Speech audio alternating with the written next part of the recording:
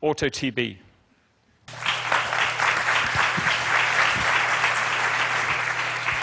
All right, good evening. My name is Kelly Carnes. This is my partner Adnan Iqbal, and we're here to present to you today AutoTB, an innovative diagnostic test for tuberculosis in the developing world. So let me start off by explaining a bit about how our idea arose. The magnitude of the global tuberculosis epidemic is immense. 1/3 of the world's population is infected with tuberculosis. That's 8.8 million new cases each year, or 25,000 every day. HIV is fueling this epidemic, and multi-drug resistant strains are a growing threat. The majority of the disease burden is held in developing countries, and the WHO has identified improved diagnostic tests as being one of the crucial components in combating this growing epidemic. There are currently 3 main ways that it's diagnosed in developing countries: chest or X-ray radiography, bacterial culture, and sputum smear microscopy. Chest or X-ray radiography requires a big, cumbersome X-ray machine, and it's very expensive to run. Bacterial culture, although more sensitive, it requires demanding things like a constant water supply and electricity, which is often not available. And it can take up to 2 weeks for a diagnosis to be reached, at which point most patients have already gone back to their rural clinics and their rural villages, and they don't ever receive that diagnosis. Sputum smear microscopy is the most commonly used technique in the developing world, but the technology is over 100 years old, and it currently only diagnoses 20 to 30% of all pulmonary TB cases. There is a clear and pressing need for new and improved tuberculosis diagnostics.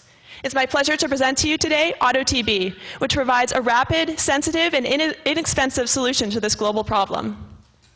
Our AutoTB device is able to automatically detect and quantify tuberculosis bacteria in sputum, thereby returning both a diagnosis and a bacterial concentration reading.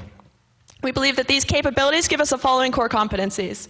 Our device is designed and manufactured to be simple and robust, and therefore we're able to withstand the harsh field conditions it must be used in. It's automated, which reduces that user fatigue I talked about, and also minimizes the technical training required to use the device. It's rapid. We can analyze a sample in only 4 minutes, whereas current techniques take 20 minutes and up to 2 weeks, like I mentioned. It's inexpensive. We can both manufacture and sell our device for cheaper than other tests. It's sensitive, thereby allowing us to identify bacterial concentrations that are much lower, so we can diagnose diseases much earlier in their progression and minimize the number of clinic visits required before a positive diagnosis is reached. And finally, and we think this is one of the most exciting capabilities, is our ability to monitor treatment efficacy, because that really allows us to go through and pick out which strains of the bacteria are not responding to therapy, and therefore are drug resistant. This will help us to stop the spread of these dangerous strains, minimize the negative health impacts on the patient themselves, and save the healthcare system thousands of dollars per patient. The WHO has identified the global tuberculosis market to be about $1 billion, and we plan on capturing a significant portion of that market by targeting these high-burden developing countries, such as India and parts of Africa. We plan on partnering with NGOs and governments and health departments in these countries for both our device development as well as our distribution and sales. So once we launched into our initial target market, we believe our core value is held in our intuitive user interface, robust device design, and our software's ability to recognize various microorganisms. We believe that this gives us the additional value and potential to expand into other areas, markets, and indications in both developing and developed countries, many of which you can see up here. Next slide. Next slide. So we believe that that'll give us the additional value as we move forward. And with that, I want to pass over to Adnan, who's going to talk a bit more about our commercialization strategy and what this means for our investors in the audience. Thanks, Kelly. Next slide. So Kelly presented a clear, pressing, and unmet need for a tuberculosis diagnostic. And we've shared with you our AutoTB solution tonight. We've highlighted the initial markets we hope to target, as well as discussed our long-term vision. What I'd like to focus on now is how exactly we plan to capture this opportunity and to really go after it and make AutoTB a reality. And that brings us to our route to commercialization. And if you refer to our timeline up here, you'll notice that we anticipate our first sales just after our 2nd year of operations. You'll also notice that there are some key milestones along our path to commercialization here, and these represent clear measures of success as we move towards product launch. I want to take a little bit of time to touch upon a few of these key milestones. And the first is device development. This is an activity that's already underway. We've actually been partnering with a Cambridge, UK-based technology consultancy to help us with our device design and development. And our focus is really on minimizing our device development costs and manufacturing costs while maximizing the robustness of our device, and also ensuring that we really target it and tailor it to our end users, the physicians out in the field. Once we've successfully developed our device and done our initial tests, we really hope to launch large-scale clinical trials in refugee camps. And you're probably wondering, well, why would you want to test a device in refugee camps? Well, the reality is that tuberculosis is a massive problem in refugee camps today. You have a high concentration of people, the disease is very prevalent, it's easily transmitted between people, and these are very rural settings. You don't have the luxury of time and resources to maintain your device, to protect it from nicks and scratches. So the reality is if our device can work in this environment, it can really work in any other environment. The other added benefit of working in refugee camps is we'll need to partner with NGOs to gain access to these communities. And that's critical for us, as these NGOs will be our very first customers, and we'll have developed very early relationships with them during our clinical trial phase. Once we're nearing the end of our clinical trials, we'll evaluate our manufacturing options, both commercial manufacturing, contract manufacturing options, as well as in-house development.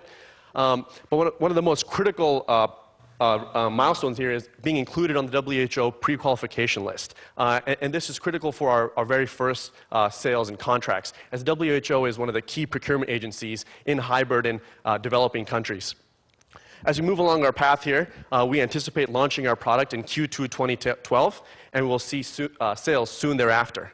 In order to successfully commercialize our product, we estimate an investment need of roughly $2 million. So what exactly do we need? Well, we need $1 million in startup funding in year one of operations to help us in terms of developing our device and testing our device. If you notice the graphic to the top, the key activities, once we've successfully completed and met all our product development milestones, we'll then require an additional $1 million in year two of operation. And this will really help us execute our clinical trials, as well as see us through product launch and full commercialization. But what I really want to focus on here is what is the value we as AutoTB will deliver. And the reality is that AutoTB presents a sound opportunity. We project our first sales in year 3 of operations, and we'll break even just after our first year of sales in year 4 of operations. We anticipate a 37% profit margin and project a 220% return on investment. And this is based on an initial investment of $2 million and assumes a very, very conservative discount rate. I think one thing that really sets AutoTB apart from many ventures is that not only does AutoTB provide clear, tangible financial returns, but it also provides a tremendous benefit to society. And we've quantified and monetized a few social indicators. For example, using the AutoTB device, obtaining an earlier diagnosis, resulting in earlier treatment, we'll have healthier workers who are more productive, and thus you'll have greater societal productivity. We also have an earlier diagnosis leading to earlier treatment, which results in significant cost avoidance, both at the individual level and at the societal level in terms of direct healthcare costs. So based on a few societal indicators such as this, we project a social net present value of $890 million. This is the team that will deliver the AutoTB value. What I want to point out here is, and you'll notice, is that this is a very motivated group. We have a wide variety of skills and experience and expertise needed to make AutoTB a reality. We're also very fortunate to be supported by a fantastic scientific advisory board.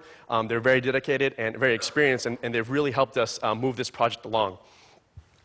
Again, I just want to point out that AutoTB is a sound investment opportunity. We address a clear, unmet, and growing market need. We have a clear competitive advantage. We provide a strong financial and social return on investment. And we have the team that is dedicated to making AutoTB a success.